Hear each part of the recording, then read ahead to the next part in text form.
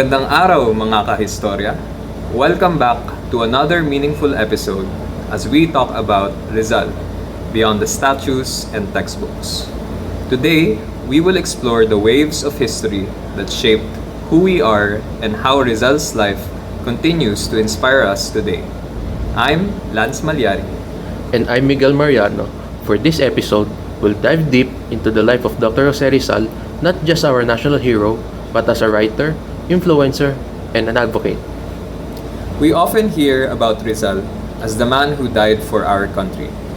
But today, we'll focus on how he lived, how his words, actions, and ideas became tools for change. And we'll also explore how his values remain relevant for us, the youth, and even today. How can we embody his courage, creativity, and wisdom in our own daily lives? Before we dive in, let's remind ourselves who Jose Rizal really was. Born on June 19, 1861, in Calamba, Laguna, Rizal was the seventh of 11 children in a well-educated family.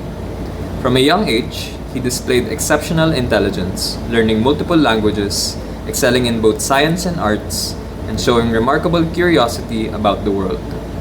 Imagine a young boy reading everything from the Bible to European classics, questioning, learning, and dreaming about how his people could be free.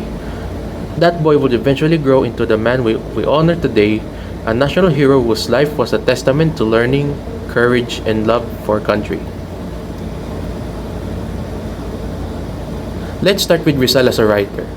Even before becoming a hero, Rizal wrote stories that opened people's eyes and stirred their hearts. Exactly. His two most famous novels, Noli Me Tangere and El Filibusterismo, exposed the corruption and abuses of Spanish friars and officials in the Philippines. But more than exposing the truth, his writing awakened awareness, critical thinking, and hope among Filipinos. And it wasn't just about pointing out the wrongs. Rizal used his novels to show that change was possible, that through education, thoughtful action, and unity, Filipinos could rise above oppression. He once said, "Ignorance is servitude, because as a man thinks, so he is." Rizal believed that true freedom begins in the mind. Before you can fight for your country, you must first free your mind from fear, complacency, and false beliefs. Even his short stories, essays, and poems carry the same message. For instance, his poem A la Juventud Filipina encouraged young Filipinos to dream big, strive for knowledge, and contribute to society, something that remains inspiring today. In his final poem, Mi Ultimo Adios, Rizal expressed his deep love for the Philippines. Writing it on the eve of his execution showed not fear, but peace, dignity, and devotion to his country. Imagine writing your farewell, knowing you will never return home, yet focusing your words on hope for your fellow countrymen. That's the power of writing, to touch hearts, stir minds, and inspire change even in the darkest moments. And it wasn't just his novels. Rizal's essays, like The Philippines a Century Hence, predicted the future of the country and warned of the consequences of colonial oppression. He used logic, facts, and hope, not violence, to advocate for change. Rizal's writing also crossed borders. His works were read in Spain, Germany, and France, influencing thinkers and reformists across Europe. He showed the world that the Filipino spirit was alive, intelligent, and worthy of respect. What's interesting is how strategic he was. He used Spanish, the language of the colonizers, to make sure those in power understood the Filipino voice. Yet the emotion, pride, and pain behind his words belonged entirely to his people. Through his pen, Rizal became a beacon of thought and morality. He proved that writing could be a weapon of change, one more powerful than swords or guns. Today, when posts and stories travel faster than ever, Rizal's message feels even more relevant. Words can shape opinions, build movements, and challenge injustice, the same way his novels once did. As we reflect, we can ask ourselves, What can we write or speak today that could inspire change? How can our words become tools for awakening minds, just like Rizal's did?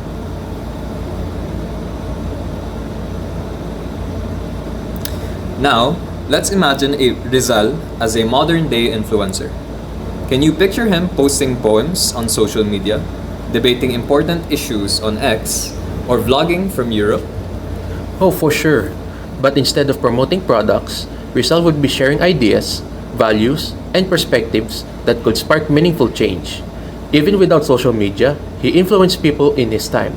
Imagine the reach he'd have now. Think about it.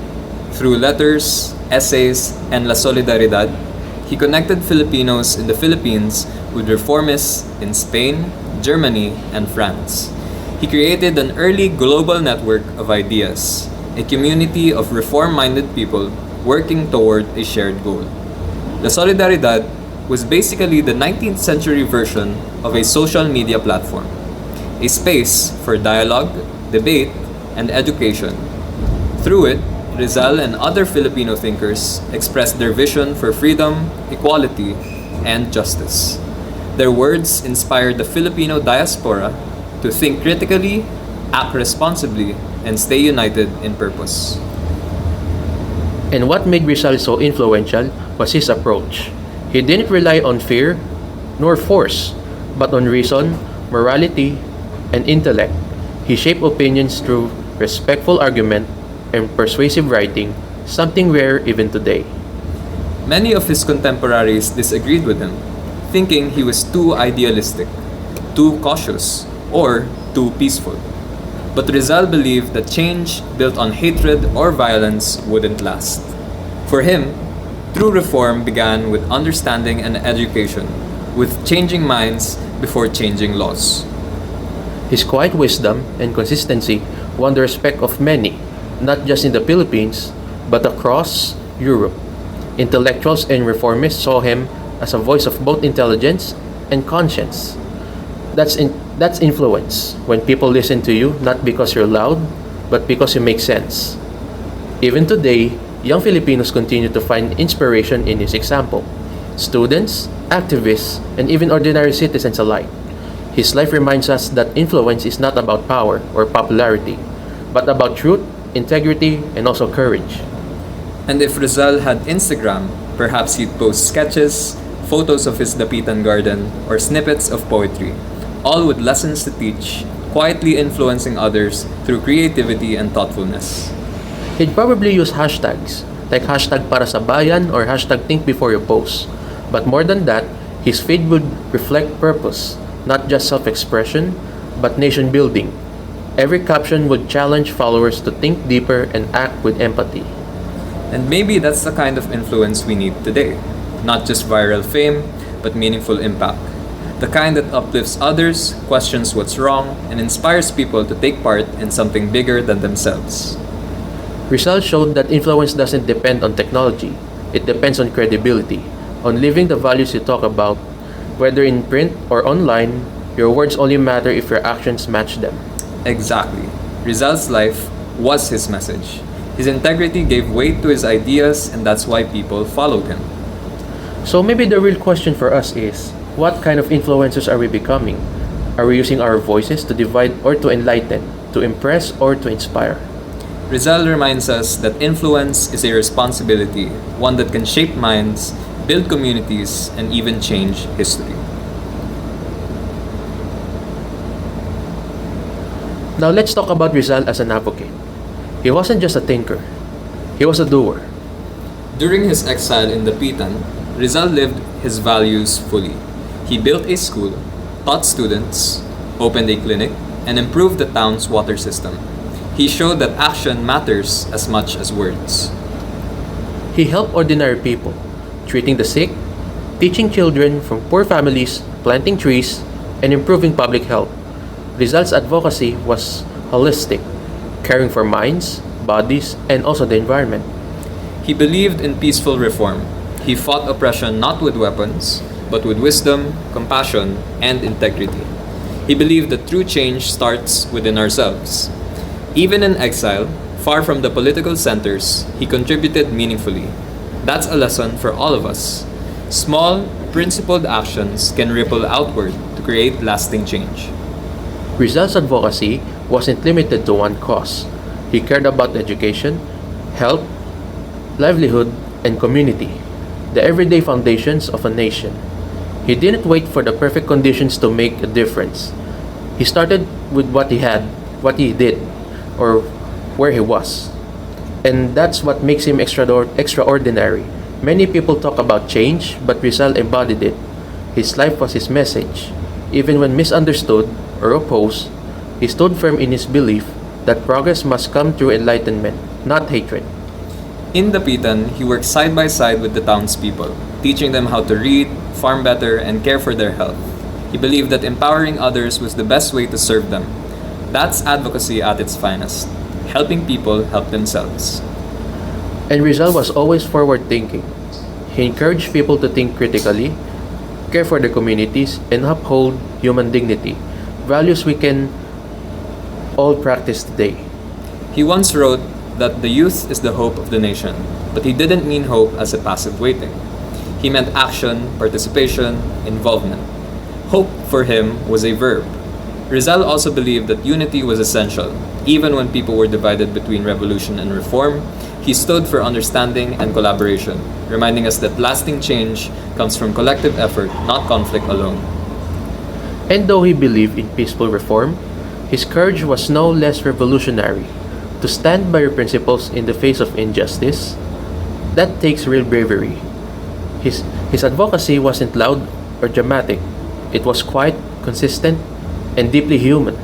He lived by example, proving that service to others can be a powerful form of resistance.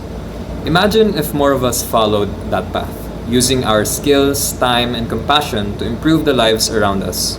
Rizal showed that change doesn't always start in grand speeches or big revolutions. Sometimes it begins in classrooms, clinics, and gardens. And even at the moment of his death, Rizal's advocacy never faded. His calm acceptance, his faith in the Filipino spirit, and his refusal to give into hatred, all of it became part of the movement he helped inspire. More than a century later, his call for education, empathy, and reform still echoes.